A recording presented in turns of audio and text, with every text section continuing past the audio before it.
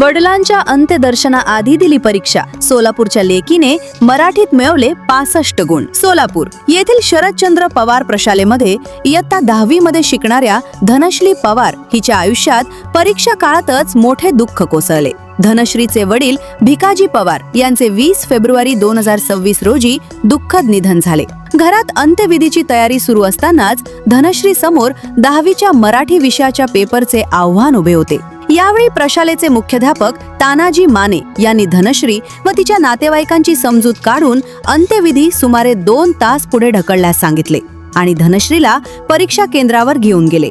अत्यंत कठीण मानसिक परिस्थितीतही धनश्रीने 1.5 तास मराठीचा पेपर लिहिला आणि त्यानंतर अर्ध्यातूनच घरी परतत वडिलांच्या अंत्यविधीत सहभागी झाली.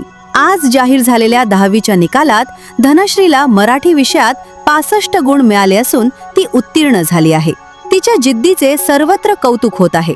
या प्रसंगी प्रशालेचे मुख्याध्यापक तानाजी माने, शिक्षक राजाराम शितोळे, नितीन मिस्किन, श्रीराम बरगंडे, आनंद कोळी, श्वेता बाळशंकर, सुलक्षणा भरगंडे, अर्चना शिंदे, स्वाती नागटिळक, मंजुळा संगा आणि वैशाली सोनटक्के यांनी धनश्रीच्या घरी जाऊन तिचा सत्कार करून पुढील वाटचालीस शुभेच्छा दिल्या. 10वी नंतर वोकेशनल कोर्स MLT करून स्वतःच्या पायावर उभे राहून वडिलांचे स्वप्न पूर्ण करणार असल्याची भावना धनश्रीने व्यक्त केली. यावेळी तिची आई सुप्रिया पवार, भाऊ विजय पवार तसेच नुकतीच 12वी उत्तीर्ण झालेली मोठी बहीण वैष्णवी पवार उपस्थित होते.